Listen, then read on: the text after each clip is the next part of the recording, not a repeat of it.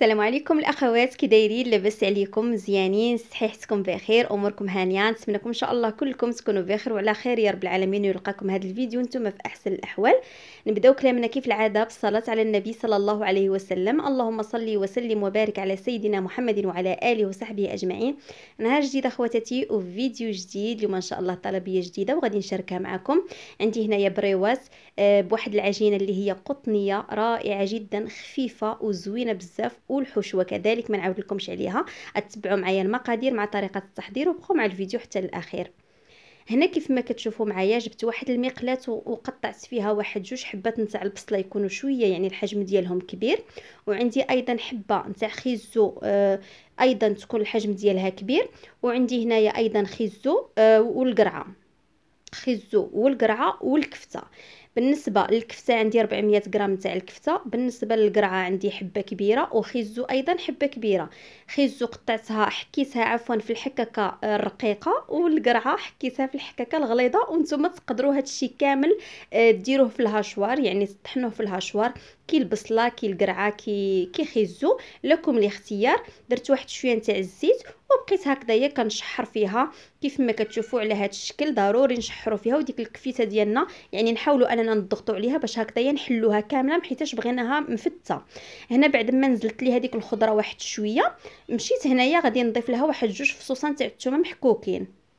انا هنايا استعملت يعني الثومه حب. نتوما الا بغيتوا ديروا ثوم بودره ديروها، انا صراحه كانت عندي، ولكن بغيت هاد الحشوه هذه يعني تبقى على الطبيعه ديالها، يعني ما ندخلش فيها شي عطريه اولا شي حاجه من غير زريعه القزبر. يعني ضروري غادي نستعملوها في الحشوه نتاعنا. بالنسبه للعطريه عندي الملحه، عندي الخرقوم، شويه الزعفران، التحميره، وعندي ايضا سكينجبير والابزار، وعندي الحار. اللي كتبغي شويه نتاع الهريسه هكذايا تضيف واحد شويه هكذا نتاع الهريسه، وزريعه القزبر اللي اكيد غادي نحتاجوها في الحشوات نتاعنا. انا ما كنستغناش عليها نهائيا، كتعجبني. يعني تاخذوها هكذايا وطحنوها اولا تاخذوها مطحونه، لكم الاختيار. وتضيفوا هكذايا واحد المعلقه صغيره منها، كتعطي لكم واحد البنه اللي هي زوينه. وكيف ما شفتوا معايا راني ما ضفت يعني حتى شي نوع من العطريات، يعني العطريه نتاع الكفته اولا العطريه نتاع الدجاج اولا، ما ضفت حتى شي حاجه. خليت الحشوه نتاعي تبقى هكايا، العطريه نتاعي تبقى على الطبيعه ديالها، يعني ما ضفت لها حتى شي حاجه، وجات البنه ديالها يا سلام. هنايا صافي كيف ما كتشوفوا معايا شحرتهم كاملين حتى دخلت لي هذيك العطريه مع الحشوه ديالي. كيف ما كتشوفوا صافي هنا تقريبا راها طايبه. غادي نضيف لها بعض الاضافات. عندي هنايا الزيتون الاخضر اللي قطعته هكذايا بشكل دوائر. بغيتو تقطعوه يعني في الهشوار تقدروا تقطعوه، ولكن انا هاد الحشوه هذه بغيتها هكذايا. وهنا عندي المعدنوس تقريبا واحد 3 نتاع المعالقات كبار عامرين مزيان ديال المعدنوس فقط، ما نضيفوش القزبر. عندي المعدنوس طري صافي ضفتوه هكذا باش يطلق لي واحد المذاق اللي هو زوين. هنا غادي نخلط جميع المكونات، وهنا غادي نضيف الشعريه نتاع الروز. بالنسبه للشعريه نتاع الروز انا هنايا استعملت باكيه على ما نظن يمكن 100 غرام اولا 125 غرام هكايا. صافي يعني ضروري غادي نديروها في الماء الطايب، وغادي نصفيوها نستقطروها، وغادي نقطعوها بالمقص يعني قطع اللي هي صغيره. صافي وغادي نحرك جميع المكونات، وغادي تكون عندي ان شاء الله الحشوه ديالي واجده. بالنسبه لهاد الحشوه بغيتو تزيدوا لها الفرماج المحكوك تقدروا تضيفوه لها، يعني الفرماج الاحمر اولا، وتقدروا تضيفوا حتى الفرماج المثلثات، علاش لا؟ واحد 3 نتاع القطع اولا 4، وتحطهم من فوق منها وتخليوهم حتى يذوبوا، وتحركوا جميع المكونات. هنا صافي الحشوه نتاعي راها واجده خليتها. غادي نمشي باش نشارك معكم هذه العجينه اللي الصراحه واحد العجينه اللي هي رائعه، يعني اعتمدوها هكذايا في هاد الحويجات هكا يعتمدوا هاد العجينه كتجي فنه. عندي هنايا نص كيلو نتاع الفرينه فرص تكون من نوعيه جيده، معلقه كبيره نتاع سنيده، وعندي ايضا هنايا معلقه صغيره نتاع الملحه، عندي معلقه كبيره عامره نتاع الخميره الفوريه اولا خميره معجونه، وعندي كيس من خميره الحلويات، وعندي ربع كاس نتاع الزيت نباتيه. وغادي نستعمل هنايا ايضا كاس عنبه نتاع الحليب، وكاس عنبه نتاع الماء اللي كيكونوا دافيين، والماء غادي يبقى على حسب العجينه نتاعنا. يعني شوفي واش غادي نضيف، يعني نزيد نضيف عاد الماء او لا. هنا غادي نضيف هذاك الكاس نتاع الحليب كامل، وهنا غادي نضيف غير نص تاع الكاس، وغادي نبقى نجمع العجينه نتاعي. بالنسبه لهاد العجينه خاصها تكون عجينه اللي هي طريه، يعني في نفس الوقت تكون قابضه راسها، وفي نفس الوقت تكون العجينه نتاعنا رطبه ومزيانه. هنايا صافي غادي نبقى نضيف هكذايا الماء بالتدريج، وانا كنجمع العجينه نتاعي، يعني ما نضيفوش الماء دقه واحده باش العجينه نتاعنا ما تجراناش ونحصلوا فيها في الاخير. يعني نبقاو نضيفوا هكايا شويه بشويه.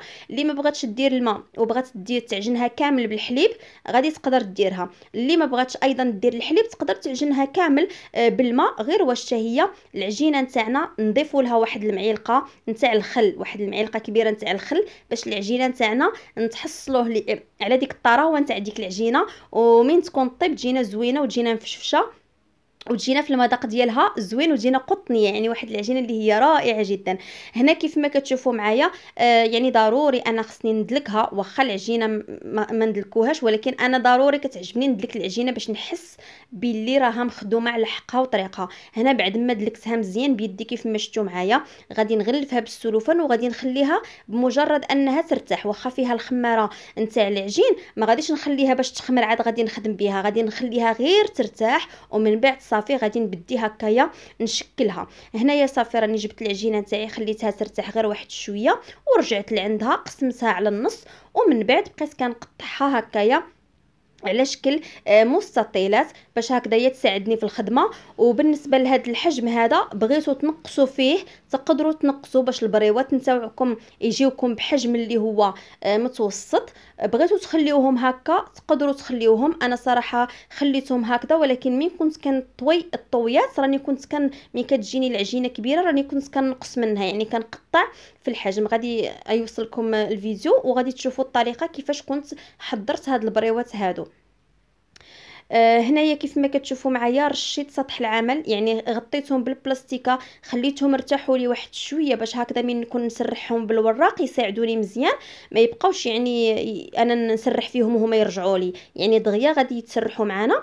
وضروري سطح العمل نديروا واحد الرشه اللي هي خفيفه بالفرينه، ونبقاو هكذايا كنرشوا وحنا كندلكوا، وفي نفس الوقت كنحيدوا ديك الزياده نتاع الفرينه. يعني كنديروا غير القياس غير باش من نكونوا نطويوها ما تلصقناش العجينه نتاعنا مع سطح العمل وما تساعدناش هكذايا في الطويان. هنا صافي هذا هو الشكل ديالها، يعني نورقوها على شكل طولي. كنحطوا الحشوه في الوسط، كنجيبوا الفرماج. انا هنايا استعملت الفرماج المربع، درت غير يعني قطعت منه غير شويه، ما درتش الفرماجه كامله.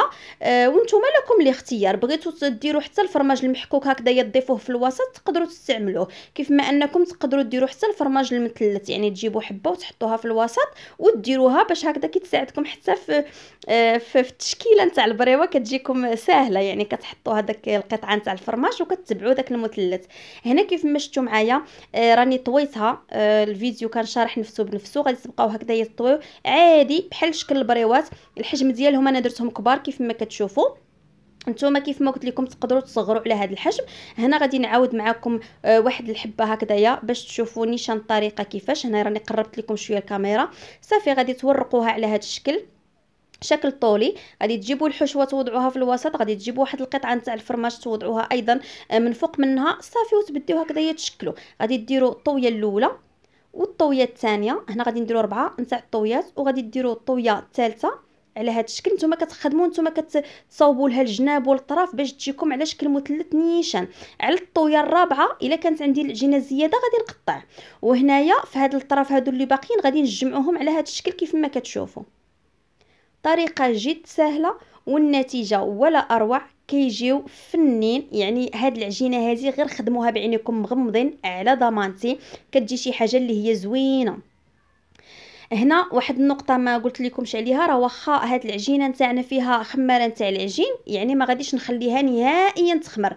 راكم كيف ما شفتوا معايا مباشره حطيتهم، يعني غطيت عليهم بالبلاستيكه خليتهم يرتاحوا غير شويه ورجعت لعندهم صافي بديت نخدمهم. وفي هاد المرحله هذه من تبقاو تطويو المثلثات نتاعكم بمجرد ما انكم تساليوهم كاملين تمشيو تدهنوهم. انا هنا دهنتهم بصفار بيضه مع شويه نتاع الخل كندهنهم، وعندي السانوج او الزنجله الاسود مع الزنجله العادي.